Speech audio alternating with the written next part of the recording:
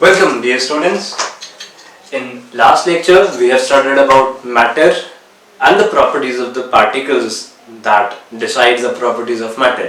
That they are very small and they have spaces between them and they are constantly in motion and the forces of attraction that bind these particles forever. Right. Now in today's video this is chemistry 2 in which we are again describing matter. और matter में आज हम देखेंगे उसकी physical states.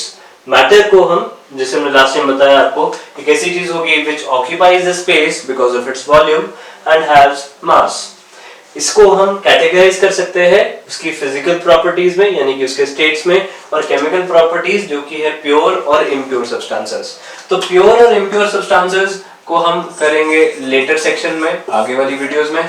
आज हम discuss कर रहे हैं फिजिकल स्टेट्स के बारे में और जो हमें एक ब्रीफ आइडिया देती है। जैसे मैंने पहले ही बताया हमारी वीडियोस बनाने का मेन मोटिव क्या है कि आपको साइंस या केमिस्ट्री जो है वो समझ आए।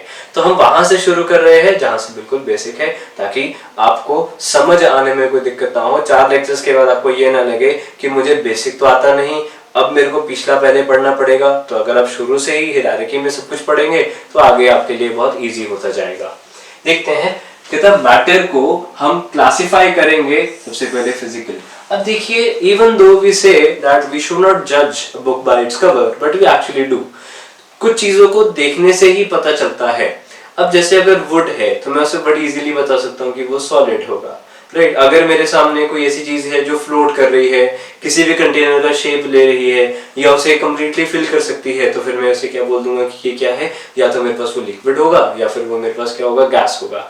ऑफ कोर्स कुछ गैसेस को हम देख नहीं सकते, मुझे उसे लिक्विफाई ही करना पड़ेगा। तो सबसे पहली जो इंपॉर्टेंट चीज है वो क्या है, उसका फिजिकल स्टेट। तो केमिस्ट्री में भी हम केमिस्ट्री जो कि उसके नेचर के बारे में बताएगा कि वो कंडक्टर है तो क्यों है, वो एसिड है तो क्यों है, वो एलिमेंट है तो वो क्यों है, वो बहुत डिटेल्ड हो जाएगा। बट पहले हम ये तो देखें कि मेरे पास जो चीज पड़ी है वो दिखती कैसी है, उसका टेक्सचर कैसा है, तभी हम उसको बता पाएंगे, एक ब्रीफ आइडिया ले पाएंगे कि अगर ऐसा टेक्सचर है तो ये पर्टिकुलर चीज होनी चाहिए। तो फिर फिजिकल में हमारे पास आती है स्टेट्स, और स्टेट्स में हम देखते हैं सबसे पहले हमारे पास आएगा सॉलिड, फिर हमारे पास आएगा लिक्विड, फिर हमारे पास आएगा गैस। ये वो 3 स्टेट्स हैं जो आपको बहुत कॉमनली दिख जाएंगी। आप इनसे काफी फेमिलियर भी होंगे कि सॉलिड एक चीज होगा, फिर लिक्विड एक चीज होगा और गैस एक पर्टिकुलर स्टेट होगा। इसके अलावा भी हमारे पास स्टेट्स हैं जैसे प्लाज्मा और बोस-आइंस्टाइन कंडेंसेट। तो सबसे इजी क्वेश्चन आएगा, 4th स्टेट ऑफ मैटर बताइए तो plasma, 5th state of matter बताइए तो बोस-आइंस्टाइन कंडेंसेट। तो पहले हम उन्हें टेकअप करते हैं जिसके बारे में आपको काफी सारी फेमिलियरिटी है। लास्ट लेक्चर में मैंने आपको बताया कि केमिस्ट्री क्योंकि प्रॉपर्टीज पे बेस होगा तो डिफरेंस है प्रॉपर्टी और केमिकल प्रॉपर्टी में या कैरेक्टरिस्टिक प्रॉपर्टी में।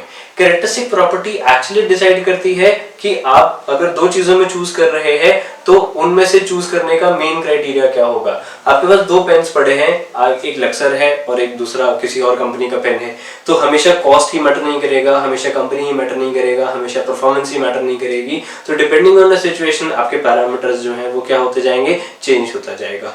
तो वो पैरामीटर जो आपको हेल्प करेगा कि आपको लक्सर का पेन लेना है या फ्लेयर का पेन लेना है या फिर किसी और कंपनी का पेन लेना है, वो हमसे क्या बोलेंगे, वो उस टाइम पर उसकी क्या बन जाएगी, कैरेक्टरिस्टिक प्रॉपर्टी बन जाएगी। ये प्राइस भी हो सकता है, उसका इंक का कलर भी हो सकता है, आपको उसे किस जगह पर लिखना है। जैसे आपको ग्लेज पेपर पे लिखना है तो आप कभी भी इंक पेन, जेल पेन नहीं खरीदेंगे, उसके लिए आपको बॉल पेन चाहिए होगा। तो वहां पर उसका बॉल पेन होना उसकी क्या हो जाएगी, कैरेक्टरिस्टिक प्रॉपर्टी हो जाए। तो यहां देखते हैं सॉलिड कहता कोई भी ऐसी चीज, a substance जिसका क्या हो, definite shape and definite volume। कहता उसकी शेप जो है वो कैसी होनी चाहिए, डेफिनेट होनी चाहिए, और वॉल्यूम कैसी होनी चाहिए, डेफिनेट होनी चाहिए। क्या ये कंप्रेस किए जा सकते हैं, तो हम बोलेंगे नहीं, majority they are incompressible, incompressible, right. फिर इसके बाद अगर हम देखें तो और क्या प्रॉपर्टीज हो सकती है सॉलिड की, इसका जो फोर्स ऑफ अट्रैक्शन है, जैसे हमने लास्ट टाइम बताया कि पार्टिकल्स के बीच में एक फोर्स ऑफ अट्रैक्शन होता है, तो वो फोर्स ऑफ अट्रैक्शन काफी स्ट्रांग होता है, तो हम लिखेंगे strong forces of attraction between particles. दो पार्टिकल्स को जो फोर्सेस हैं वो काफी स्ट्रांगली बाइंड करके रखेंगी, तभी वो डेफिनेट शेप में रह सकता है। अगर ये फोर्सेस वीक हो गई तो उसकी शेप जो है वो कैसी हो जाएगी, इनडेफिनेट हो जाएगी। फिर इसके बाद हमारे पास आएगा स्ट्रांग फोर्स ऑफ अट्रैक्शन। इसे हम पैकिंग की फॉर्म में भी लिख सकते हैं, क्योंकि अगर फोर्सेस स्ट्रांग हैं तो कैसा होगा, टाइटली पैक होगा। पैकिंग जो है वो टाइटली पैकिंग होगी ताकि शेप हमेशा वैसी रहे। तो एक बात देखते हैं, सॉलिड एक ऐसा सब्सटेंस जिसकी शेप डेफिनेट रहेगी, वॉल्यूम डेफिनेट रहेगी, इसे हम कंप्रेस नहीं कर पाएंगे, जो फोर्सेस है अट्रैक्शन की वो स्ट्रांग होंगी और पैकिंग जो है वो टाइट होगी।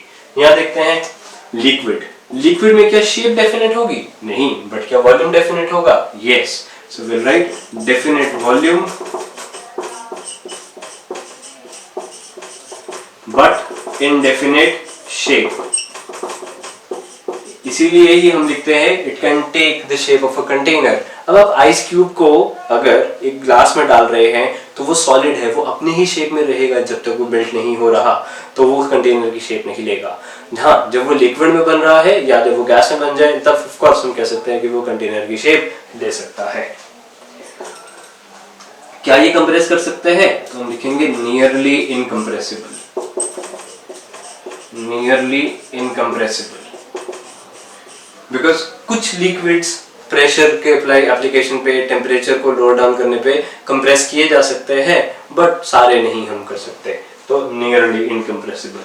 फोर्सेस ऑफ अट्रैक्शन, जैसे मैंने बताया, क्योंकि स्टेट ही फिक्स नहीं है, शेप ही फिक्स नहीं है, तो हम बोलेंगे जो फोर्सेस हैं वो कंपैरेटिवली वीक होंगी, तो moderate force of attraction, moderate force of attraction between particles, right? Packing, तो अगर यहाँ पर हम टाइटली पैक लिख रहे हैं तो यहाँ हम लिख सकते हैं कि ये मॉडरेटली पैक होगा, क्योंकि अगर आप यहाँ पर लूजली लिखेंगे तो फिर आपको यहाँ पर वेरी लूजली पैक लिखना होगा। तो just to cast a difference हमने लिख लिया मॉडरेटली पैक्ड होते हैं। फिर हम बात करते हैं गैसेस की। गैस क्या होगा? गैस एक ऐसा सब्सटेंस होगा जिसका शेप या वॉल्यूम जो है वो इंडेफिनिट होगा। So indefinite shape and indefinite volume.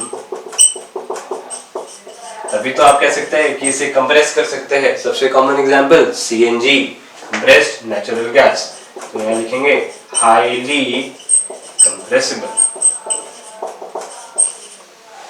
फिर फोर्सेस ऑफ अट्रैक्शन यहाँ पर कैसी हो जाएंगी? वीक हो जाएंगी। Weak forces of attraction between particles, right? और लूजली पैक्ड। फिर से जिन्होंने पहले लूजली पैक्ड लिखा था वो यहाँ पर वेरी लूजली पैक्ड लिख सकते हैं, तो पेपर में कभी याद रहे ना रहे, कंफ्यूजन ना हो जाए, इसीलिए मैंने टाइट, मॉडरेट और लूजली पैकिंग में उसे डिफाइन किया है, ताकि तीनों में बड़ी क्लियरली आप एक डिफरेंस को कास्ट कर सकें, राइट? सो सॉलिड हो गया, लिक्विड हो गया, गैस हो गया। अब यहाँ पर एक चीज बहुत समझने की जरूरत है, कई स्टूडेंट्स को ये चीजों में भी थोड़ी सी दिक्कत आती है। दिक्कत आना लाजमी है, क्योंकि थोड़ा सा ऐसी चीजें जिसके लिए लॉजिक डेवलप करना जरूरी है। तो अगर हम बात करें वाटर की, जैसे कि H2O, अब वाटर की स्टेट कोई भी हो सकती है। ये एक मॉलिक्यूल है जिसमें हाइड्रोजन और ऑक्सीजन है, पर ये किसी भी स्टेट में एग्जिस्ट कर सकता है। कहता है अगर ये मॉलिक्यूल्स जो हैं उन दोनों के बीच में जो पैकिंग है वो क्लोज होगी तो फिर वो एग्जिस्ट करेगा आइस की फॉर्म में, यानी कि सॉलिड। कहता अगर ये पैकिंग, ये जो दो मॉलिक्यूल्स मेरे हैं ये थोड़े से दूर दूर बैठे हैं तो फिर इस स्टेट को ही मैं क्या बोल दूंगा, लिक्विड, जिसे हम वाटर की फॉर्म में जानते हैं या सिंपल लिक्विड भी कह सकते हैं। और अगर ये बहुत दूर दूर हैं, फोर्स ऑफ अट्रैक्शन बहुत वीक है, तो फिर हम क्या कहेंगे कि वही वाटर का जो स्टेट है वो क्या हो जाएगा, गैस, जिसे हम स्टीम या वेपर्स भी लिख सकते हैं। तो मतलब एक ही है हमारा। सो ये कहना क्या चाहता है, कहता उसके मॉलिक्यूल या एटम में कोई चेंज नहीं आया है, बस उनकी पोजीशनिंग। आप समझ सकते हैं कि अगर मेरे पास इतना सिटिंग एरिया है जिसमें मैं 3 पैकेट्स को टाइटली रख सकता हूं, तो जब मैंने ये 3 पैकेट्स ऐसे टाइटली रखे हैं कि इनके बीच में स्पेस जो है वो बहुत कम हो या ओवरलैपिंग हो, तो इस अरेंजमेंट को हम बोलेंगे कि ये क्या है, सॉलिड है, राइट। जब मैं इसी शेल्फ के ऊपर ये 3 चीजों के बजाय एक चीज हटा देता हूं और सिर्फ 2 ही कंटेनर्स रख देता हूं, तो इन दोनों में क्या होगा, थोड़ा सा स्पेस रहेगा, तो फिर मैं क्या कह सकता हूं कि ये अरेंजमेंट आपका कैसा हो जाएगा, लिक्विड हो जाएगा, राइट। और जब मैं उसी एक शेल्फ के ऊपर सिर्फ एक ही कंटेनर रख रहा हूं और दूसरा कंटेनर रखने के लिए मैंने एक दूसरी शेल्फ बना ली है, तो इन दोनों कंटेनर्स के बीच में जो गैप है वो और ज्यादा इंक्रीज हो गया, तो वो क्या बन जाएगा, गैस बन जाएगा। तो कहते हैं मैटर को हम फिजिकली क्लासिफाई कर सकते हैं सॉलिड में, लिक्विड में और गैस में। ये बहुत कॉमन है। तो solid definite shape, definite volume के साथ आएगा, इनकम्प्रेसिबल होगा, स्ट्रॉन्ग फोर्स ऑफ अट्रैक्शन होगी, टाइटली पैक होगा। लिक्विड की बात करें, डेफिनेट वॉल्यूम होगा, इंडेफिनेट शेप होगी, can take the shape of the container, nearly incompressible होंगे और मॉडरेट फोर्स ऑफ अट्रैक्शन होंगी और मॉडरेटली पैकिंग होगी। गैस में इंडेफिनेट शेप हो जाएगा, इंडेफिनेट वॉल्यूम हो जाएगी, हाईली कंप्रेसिबल होगा, वीक फोर्स जो है हाईली कंप्रेसिबल के लिए आप लिख भी सकते हैं CNG, that is compressed natural gas, या एलपीजी भी आप लिखा जा सकता है यहाँ पर, तो वो डिपेंड करेगा। एलपीजी क्या उतनी कंप्रेस नहीं होगी, वीक फोर्स ऑफ अट्रैक्शन होगा और लूजली पैक्ड होगा। तो ये तो वो है जो आपको कॉमनली दिख जाएंगे। अब थोड़ा देखते हैं, अगर पेपर का लेवल थोड़ा सा हाई आएगा तो फिर वो प्लाज्मा और बीईसी के बारे में बात करेगा। तो आई होप आपने नोट कर लिया हो, तो फिर यहाँ से शुरू करते हैं, प्लाज्मा और बीईसी। खैर इनके बारे में बहुत ज्यादा डिस्क्रिप्टिव तो नहीं आता, बट अगर पेपर में आ जाए तो आप थोड़ा बहुत 1-2 पॉइंट आपको पता होना चाहिए या एक ब्रीफ आइडिया आपके पास होना चाहिए। सो प्लाज्मा जो है वो सुपर एक्साइटेड और सुपर एनर्जेटिक मटेरियल्स होंगे। प्लाज्मा को आप हमेशा ही हायर टेम्परेचर पे ऑब्टेन कर पाएंगे। सबसे कॉमन है नियॉन बल्ब्स। आप सबने देखा होगा एडवर्टाइजमेंट्स के लिए जो वो बल्ब्स यूज करते हैं उन्हें कहते हैं नियॉन बल्ब्स। तो नियॉन बल्ब के अंदर एक इनर्ट गैस होती है, इनर्ट गैस। अब इनर्ट गैसेस फिर से वही जो 18th ग्रुप है हमारे पीरियोडिक टेबल का, हीलियम और हेलोजन तो खैर 17 हो जाएगा, हीलियम हो गया, आर्गन हो गया, क्रिप्टन हो गया, ज़ेनॉन हो गया। तो ये वाले जो बल्ब होंगे उसके अंदर ये वाली गैसेस को हम फिल करते हैं। जब आप इसमें से इलेक्ट्रिक करंट को फ्लो करवाते हैं, जब आप इसमें से इलेक्ट्रिक करंट को फ्लो करवाते हैं तो वो गैस में से एक पर्टिकुलर कलर निकलता है। तो वो कैरेक्टरिस्टिक कलर जो है वो अलग अलग होगा, कैरेक्टरिस्टिक कलर ऑफ लाइट। तो हम कह सकते हैं कि उस समय जो स्टेट होगी उस मैटर की वो क्या होगी, प्लाज्मा। इसका एक ही कॉमन एग्जांपल है जो हमारे पास बीच में प्लाज्मा टीवीज आए थे। तो प्लाज्मा टीवी से पहले हमारे पास होते थे CRT, that is cathode ray, उसके बाद हमारे पास आ गए एलसीडी, अभी तो एलईडी, एमओएलईडी, अलग अलग हमारे पास टीवीज अवेलेबल हैं। सो प्लाज्मा टीवी, राइट। फिर इसके बाद देखें, अगर हम, वो है हमारी फिफ्थ स्टेट जिसे हम कहते हैं BEC, that is Bose Einstein condensate.